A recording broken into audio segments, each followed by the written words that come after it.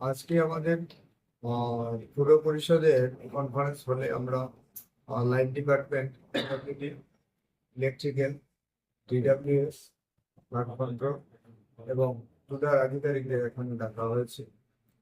ভ্রমণ করে টুডার বিভিন্ন কাজ চলছে, বিভিন্ন প্রজেক্ট চলছে।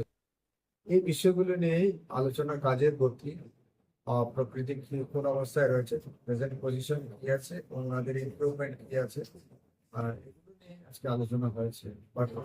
আলোচনা হয়েছে, আমাদের পুরো পরিষদের কাউন্সিলররা রয়েছেন, সবাই নিয়ে আমরা